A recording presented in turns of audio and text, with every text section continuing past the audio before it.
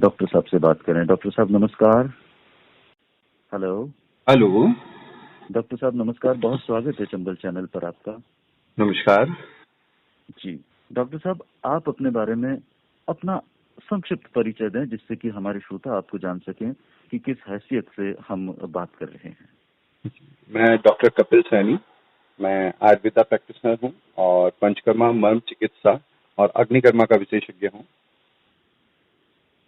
जी जी doctor साहब, आज का जो विषय हमने लिया है वो निश्चित रूप से कोरोना महामारी पर ही है, लेकिन क्योंकि कोरोना का डर बहुत ज्यादा लोगों में फैल रहा है और पहली लहर निकल चुकी, अब दूसरी लहर जो चल रही है इसके बारे में भी स्थितियां बहुत भयानक है, क्योंकि लोगों के शरीर में ये वायरस हो ना हो लेकिन दिमाग में जरूर है।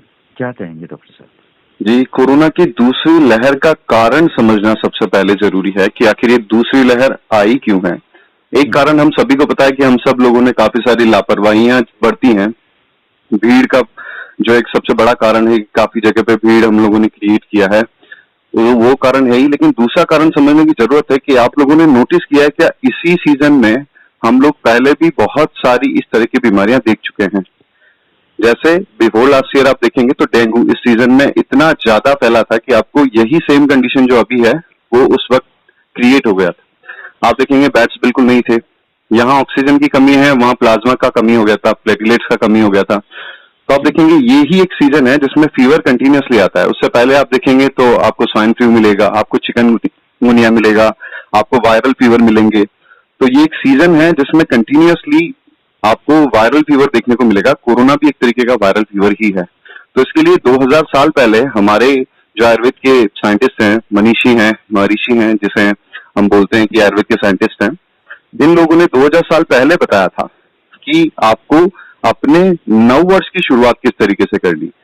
चैत्र मास में ही ये सारी चीजें आ रही है। तो चैत्र मास में नेचुरली पित्त प्रकोपित हो रहा है आपके शरीर में और वो ज्वर क्रिएट कर रहा है, फीवर क्रिएट कर रहा है। तो चैत्र मास की शुरुआत, जहां पूरी दुनिया नया साल मनाती है मीठा खा के और कुछ और तरीके से, लेकिन इंडिया में आप जैसे ही चैत्र मास की शुरुआत करते हैं तो जो प्रसाद होता है वो होता है नीम का। अगर आप लोगों को थोड़ा भी याद है कि हम लोग नीम के प्रसाद से हमारे नव वर्ष की शुरुआत करते हैं और वो नीम हमें पूरे चैत्र मास में लेना होता है। बिल्कुल एक दो पत्ती अगर हम ले रहे हैं उसे, तो पूरे चैत्र मास में हमें फीवर नहीं आएगा। तो हमारे मनीषियों ने 2000 साल पहले ये चीज बताई थी कि आपको चैत्र मास में फीवर आएगा और हमेशा आएगा। ये इस साल भी आएगा और इससे अगले साल भी आपको आने ही वाला है। तो हमें अगर इन सारी बीमारियों से बचना है तो ये चीजों का ध्यान रखना है कि हमें चैत्र मास में जो पित्त का विरेचन करे ऐसी चीजें नहीं है। तिक्तरस पित्त का विरेचन करता है और हमें गर्म चीजों का प्रयोग नहीं करना है। जी। अभी बहुत सारे लोग गरम गरम काढ़ों का प्रयोग कर रहे हैं, वो सब चीजें अभी चैत्र मास से आपको बंद कर देनी है। हमें रक्त शोधन और पित्त शोधन चिकित्सा का, शरीर में गर्मी बढ़ाने वाली चीजों का कम प्रयोग करना है। तो कोरोना की दूसरी लहर का जो कारण है वो एक कारण आप सब लोग जानते हैं, लेकिन ये दूसरा कारण समझना बहुत ज्यादा जरूरी है और ये आपको इस साल नहीं आगे के काफी सालों तक बचाएगा अगर आप इस चीज का प्रयोग करेंगे तो। जी, तो इसका मतलब ये बात है, ये बहुत महत्वपूर्ण बन पड़ेगी और हमारे श्रोता इसको अगर समझ पाएंगे तो निश्चित रूप से अपने स्वास्थ्य का लाभ ले पाएंगे।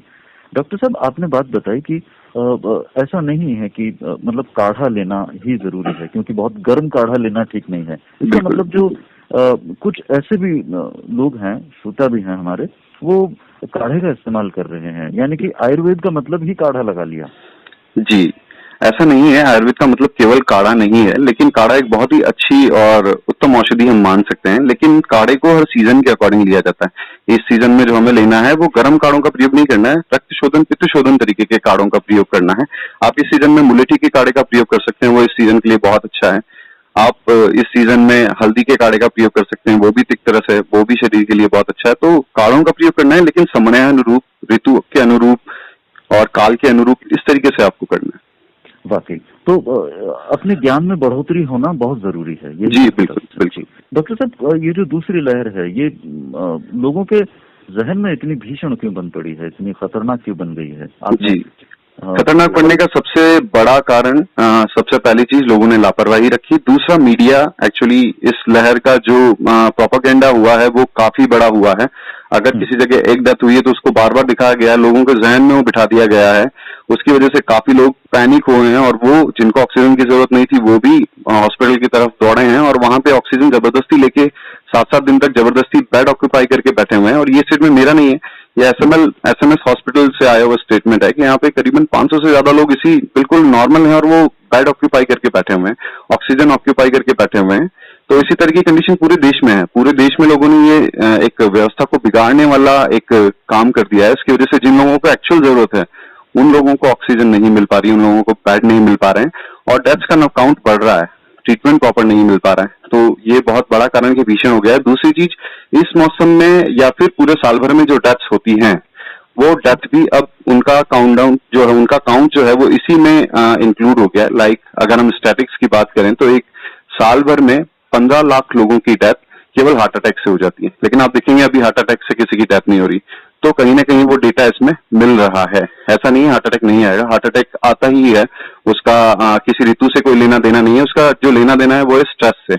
और इस टाइम पे स्ट्रेस बहुत ज्यादा है लोगों को, तो हार्ट अटैक की केसेस भी बढ़ गए हैं। और इसके लिए मैं स्टेटमेंट देना चाहूंगा, यहाँ हमारे कोटा के ही जो कार्डियोलॉजी डिपार्टमेंट के जो हेड हैं उन्होंने अपना स्टेटमेंट दिया है कि यहाँ पे कार्डियक जो सिम्टम है कोरोना में वो काफी आ रहे हैं और लोगों की डेथ हार्ट अटैक से भी काफी हो रही है। इसलिए वो खुद कोविड वार्ड में ड्यूटी देना चाहते हैं, एचओडी होने के बावजूद भी। तो आप देख सकते हैं कि लोगों में स्ट्रेस की वजह से हार्ट अटैक के जो चांसेस हैं वो बढ़ गए हैं और केसेस भी काफी सारे बढ़ गए हैं। इसके अलावा भी अगर आप देखेंगे स्टैटिक सीओपीडी करके एक डिजीज होता है, क्रोनिक ऑब्स्ट्रक्टिव पल्मोनरी डिजीज, ये लंग्स का एक डिजीज है। इससे लगभग 10 लाख लोगों की डेथ हर साल भर में हो जाती है। लेकिन आप देखेंगे 2019 और 20 में और 20 के बाद अभी 21 तक वो डेथ्स काफी कम हो गई हैं। तो वो डेथ्स टेक्निकली कम नहीं हो सकती हैं, वो इसमें जुड़ गए हैं। अस्थमा से आंकड़े हैं वो कहीं ना कहीं कोरोना के इसमें शामिल हो गए हैं। बिल्कुल, तो कोरोना की डेथ्स बढ़ गए हैं और लोगों को एक फोबिया क्रिएट हो गया है। तो हमें इस चीज से बचना है, हमें इस मिसगाइड होने से बचना है, क्योंकि इसका एक्चुअल में जो डेथ रेट है वो 1 से 2% ही है। और ये चीज मैं नहीं बोल रहा हूँ, ये पूरे जो हमारे बड़े बड़े डॉक्टर्स हैं, एम्स के जो डायरेक्टर हैं, उन्होंने ये स्टेटमेंट दिए हैं कि 1 से 2% ही है और वो अभी तक बढ़ा नहीं है। तो हमें डरने की जरूरत नहीं है, सावधान रहने की जरूरत है, क्योंकि डरने से भी काफी जो कंडीशन है वो बिगड़ते जा रहे हैं और लापरवाही से बिगड़ ही रहे हैं। तो हमें न तो डरने की जरूरत है, न लापरवाह होने की जरूरत है, हमें सावधान होने की जरूरत है, सजग होने की जरूरत है। जी डॉक्टर साहब, आप ये जो बात बता रहे हैं ये यही है कि बीमारी शरीर में होती है लेकिन वो मस्तिष्क से होकर ही शरीर में प्रवेश करती है। बिल्कुल, यानी कि सोचना समझना हमारे लिए बहुत जरूरी है। यदि हम गलत सोच लेंगे तो शरीर वैसे ही रसायन बनाने लग जाएगा। बिल्कुल ऐसा होता है। देखिए, काफी सारे लोगों को जब हार्ट अटैक आता है तो उसका कोई रीजन नहीं होता, केवल कोई डर या शॉक, उसकी वजह से भी काफी सारे लोगों की डेथ हो जाती है। तो वो कोई कारण नहीं है, फिर भी शरीर में इतना बड़ा उसका परिणाम आया है कि वो मृत्यु बन गई है। तो हमें डर से तो बचना ही है, ये चीज बहुत जरूरी है हम सबके लिए। वाकई डॉक्टर साहब, जब दूसरी लहर की हम बात कर रहे हैं तो पहली लहर पर तो ये था डॉक्टर साहब कि डर लोगों को ज्यादा था, पर वहां पर इतनी ज्यादा स्थितियां खराब नहीं हुई थी। दूसरी लहर में लोगों को डर भी है और स्थितियां भी उनकी खराब होती चली जा रही है। तो आपकी जो जानकारी है लोगों तक सकारात्मक तौर से पहुंचनी चाहिए और ये पहुंचनी चाहिए कि हमें डरना केवल इतना है कि कोरोना जब है तो संभलने में जितना जरूरी है बस उतना ही डरना है और उसका हमें प्रयास करना है। डॉक्टर साहब, आपने बताया कि हॉस्पिटल्स में जबरदस्ती में बेड ऑक्यूपाई किए जा रहे हैं जी। ऐसी स्थिति में हमें कैसे ये पता लगे कि हमें हॉस्पिटल जाने की स्थिति हमारी है कि नहीं? ये सबसे महत्वपूर्ण प्रश्न है जो अभी आपने लिया है कि हमें सबसे पहले खुद का इवैल्यूएशन करना है, क्योंकि लोग कंफ्यूज हो रहे हैं। देखिए, जुकाम में पहले भी हमें स्मेल नहीं आती थी, लेकिन अगर अभी किसी को जुकाम हो गया और स्मेल नहीं आ रही है तो वो बहुत ज्यादा पैनिक हो जाता है कि मुझे कोविड हो गया है और अब मेरी डेथ होने वाली है। ये कंडीशन हमें समझनी कि एक नॉर्मल कंडीशन है ये, और ये पॉजिटिव कंडीशन है। आपको पता लग जाएगा इससे, क्योंकि काफी बार तो कोविड का पता नहीं लग रहा है, तो आपको एटलीस्ट पता लग गया तो आप उसी वक्त ट्रीटमेंट स्टार्ट कर लेते हैं। तो हमें ये चीज समझनी जरूरी है। दूसरा मैं एग्जांपल लेना चाहूंगा, जुकाम में आपकी नाक बंद हो जाती है तो आपको सांस लेने में थोड़ी दिक्कत आती है। तो इसका मतलब ये नहीं कि आपके लंग्स तक कभी इन्फेक्शन पहुंच गया और आपको सांस लेने में दिक्कत नहीं आ रही, आपको ऑक्सीजन चाहिए। आप सबसे पहले जो आपको प्रयोग करने हैं वो अपने नाक खोलने के प्रयोग करने हैं। अगर उसके बाद आपको सांस बिल्कुल नॉर्मल आ रही है तो फिर आपको चिंता की बात नहीं है, लेकिन अगर उसके बाद भी प्रॉब्लम है, इट मीन्स लंग्स में इन्फेक्शन है। तो ये छोटी छोटी चीजें लोगों तक पहुंचना जरूरी है कि हमें करना क्या है। तो इसके लिए मैं 3 कैटेगरी में डिवाइड कर रहा हूँ। ये हर बार मैं बताता हूँ कि हमें 3 कैटेगरी में डिवाइड कर लेना है अपने सिम्टम्स को, mild, moderate and severe. Mild symptoms होते हैं आपको सिंपल जुकाम हुआ है, सिंपल आपको थोड़ी हल्की खांसी हुई है, और थर्ड नंबर पे आपको फीवर हुआ है बहुत कम, 100 डिग्री के लगभग, 99, 100 इतना आपको फीवर हुआ है। तो इसमें आपको डरने की जरूरत नहीं है, आपको हॉस्पिटल जाने की जरूरत नहीं है, लेकिन आप अपना ट्रीटमेंट स्टार्ट कर सकते हैं। आप एलोपैथी में जो किट दिए हुए हैं सरकार ने, वो सारे किट का आप यूज कर सकते हैं।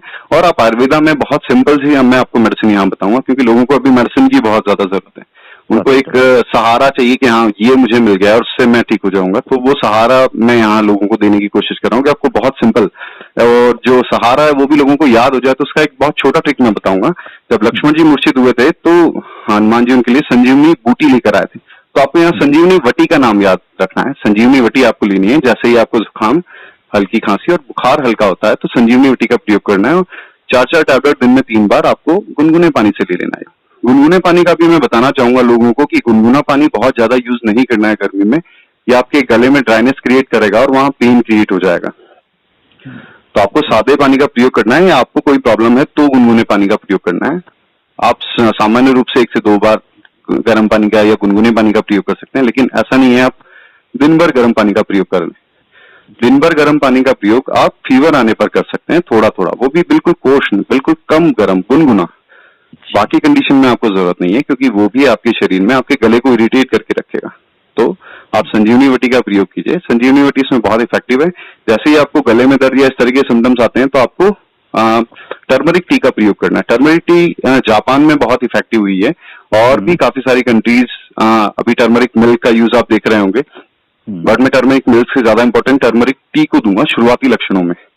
शुरुआती लक्षणों में आपको टर्मरिक टी का प्रयोग करना है। टर्मरिक टी ये कैसे बनाई जाए डॉक्टर? ये बहुत आसान है। आप आधा चम्मच हल्दी लीजिए, आधे से पौना चम्मच आप ले सकते हैं। आप चाहें तो 1 चम्मच तक हल्दी का भी प्रयोग कर सकते हैं अगर आपको सिम्टम ज्यादा है तो।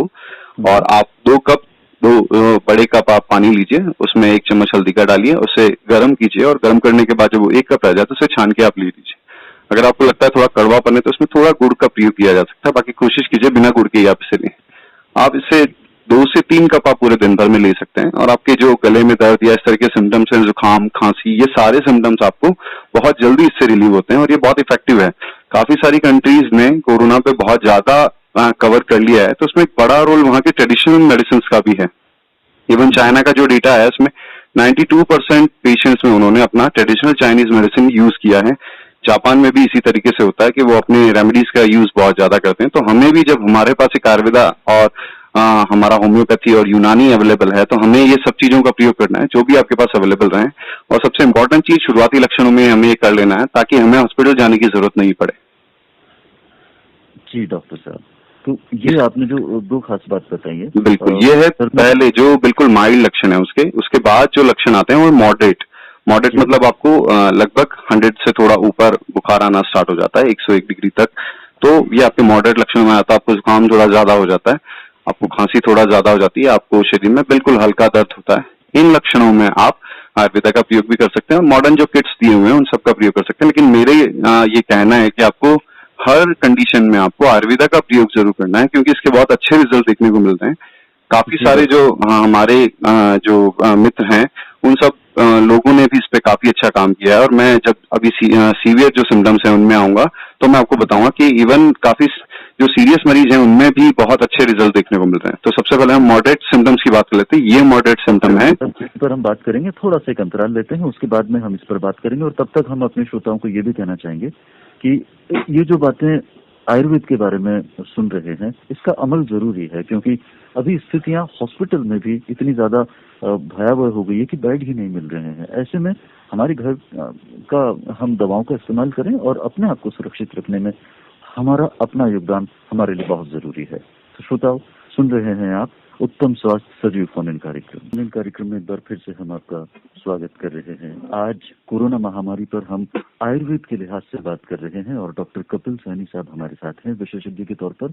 और उन्हीं की बातें आपको जरूर लाभान्वित करेंगे, ऐसा हम मानते हैं। श्रोता यदि आप फोन करना चाहें, अपनी जानकारी लेना चाहें तो 29/4/11/42 ये टेलीफोन नंबर है, इस पर आप फोन कर सकेंगे और अपनी बात पूछ सकेंगे। डॉक्टर साहब, एक बार फिर से हम स्वागत कर रहे हैं आपका। बहुत बहुत धन्यवाद जी डॉक्टर साहब, हम जो माइल्ड सिम्टम्स हैं उनसे आगे बढ़कर बात करते हैं। जी। मॉडरेट सिम्टम्स में मैंने आपको सिम्टम्स बताए थे कि आप 100 डिग्री से थोड़ा ऊपर जो बुखार होता है और 101 तक हम लोग ले सकते हैं इसमें, और थोड़ा आपको जुकाम इसमें थोड़ा ज्यादा होता है, आपको खांसी थोड़ी ज्यादा होती है और शरीर में थोड़ा दर्द आपको स्टार्ट हो सकता है। ये सिम्टम्स आपके मॉडरेट कैटेगरी के हैं। यहाँ हमें ध्यान देने की जरूरत है, यहाँ हमें सजग होने की जरूरत है, क्योंकि ये सिम्टम ठीक भी हो सकते हैं और ये सिम्टम आगे बढ़ भी सकते हैं। 50% जो केसेस होते हैं वो आपके फर्स्ट जो कैटेगरी है जिसमें बिल्कुल कोई सिम्टम नहीं होते हैं, उस तरीके होते हैं। 40% के परसेंटेज जो जाता है वो इस कैटेगरी में चला जाता है, और यहाँ से 10% फिर सीवियर जो सिम्टम्स होते हैं वहां तक लोग जाते हैं। तो इस कैटेगरी में अगर हमने ध्यान दे दिया तो वो वापस अगेन जुड़ जाएंगे, और 90% एक खुद से ठीक होने वाले जो पेशेंट हैं उसमें जो डेटा आपने सुना होगा कि 90% केसेस खुद से ठीक हो जाते हैं। तो वो ये केसेस होते हैं 50 माइल्ड और 40% मॉडरेट। तो यहाँ भी आपको चिंता करने की जरूरत नहीं है, लेकिन सजग होने की जरूरत है। आपको ट्रीटमेंट इसी वक्त स्टार्ट कर लेना है। अगर आपने माइल्ड में ट्रीटमेंट नहीं भी किया था तो यहाँ तो आपको ट्रीटमेंट लेना ही है, आपको प्रिकॉशन भी लेने हैं, और उसके लिए आपको संजीवनी वापस वही आपको उसका प्रयोग करना है।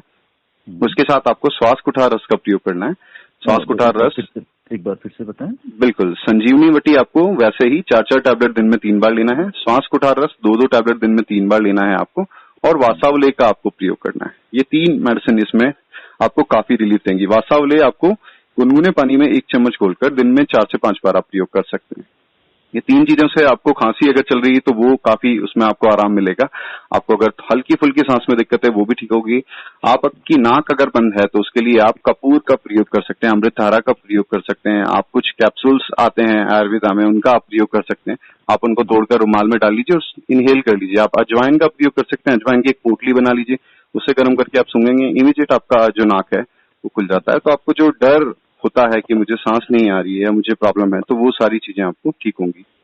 यहाँ पर कपूर है पूजा में काम आती है वो बिल्कुल, नकली कपूर होता है जो हम लोग आजकल पूजा में यूज करते हैं, और जो असली कपूर होता है वो होता है देसी कपूर, जिसके टुकड़े आते हैं बड़े बड़े, और वो बहुत जल्दी जलता है, उसकी खासियत होती है। और जो पूजा वाला कपूर आजकल जलाते हैं वो काफी बार जलाने की कोशिश करेंगे तो नहीं चलेगा, बहुत लेट चलता है। तो सिंथेटिक कपूर होता है, तो हमें देसी कपूर का यूज करना है।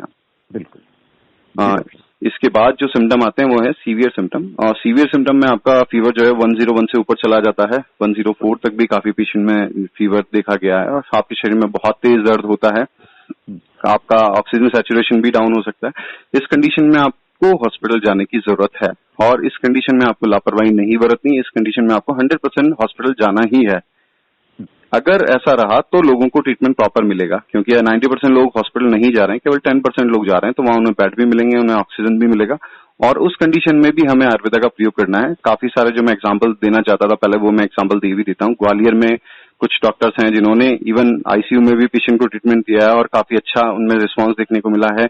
और आप जोधपुर में अगर आप देखेंगे, जहाँ पे आयुर्वेद यूनिवर्सिटी है, वहां के काफी सारे डॉक्टर्स आईसीयू में और ऑक्सीजन सैचुरेशन डाउन होने पर भी पेशेंट को ट्रीटमेंट दे रहे हैं, और उनके जो HRCT के स्कोर हैं वो भी काफी जल्दी इंप्रूव हो रहे हैं।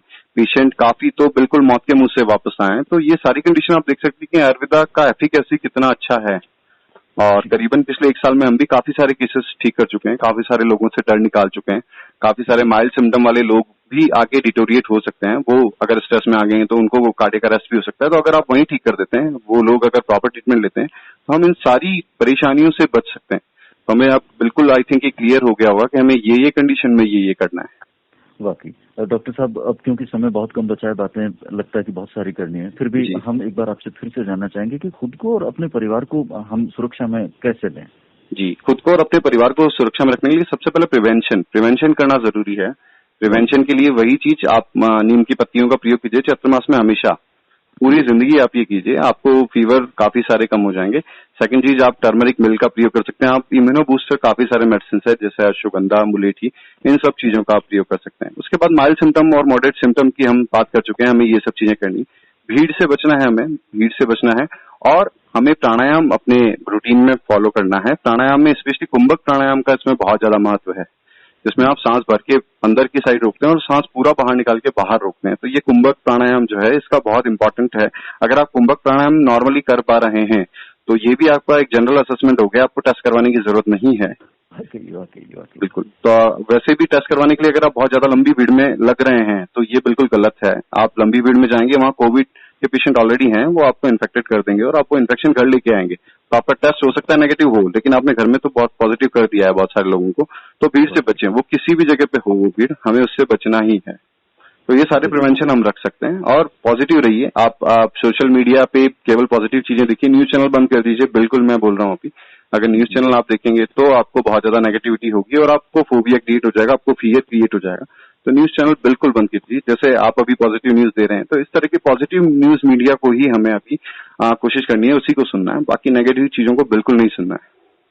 डॉक्टर साहब, सकारात्मक बात हम और करेंगे, लेकिन एक बात और है कि जो कोरोना सकारात्मक हो गए और ठीक होने के बाद वो घर आ रहे हैं, उन्हें कमजोरियां काफी महसूस हो रही है। बिल्कुल, ये बहुत अच्छा प्रश्न आपने पूछा है। ये इसके लिए सबसे इम्पोर्टेंट चीज, अगर आपको खांसी बहुत ज्यादा रहती है, कोविड ठीक होने के बाद खांसी रहती है लंबे टाइम तक और वीकनेस बहुत ज्यादा रखती है, तो आप मुनक्के का प्रयोग कर सकते हैं। मुनक्के में थोड़ा नमक डाल के आप कंटिन्यूअसली लीजिए, ये आपको उसकी रिकवरी में बहुत हेल्प करेगा। आप तरल पदार्थों वाली चीजें ज्यादा लेनी है, आपको तरबूज, खरबूजा इस तरीके से चीजें आपको प्रयोग करनी है, ये भी आपकी रिकवरी में बहुत हेल्प करेगा। हल्का और सुपाच्य खाना आपको लेना है, ये भी आपकी रिकवरी में हेल्प करेगा।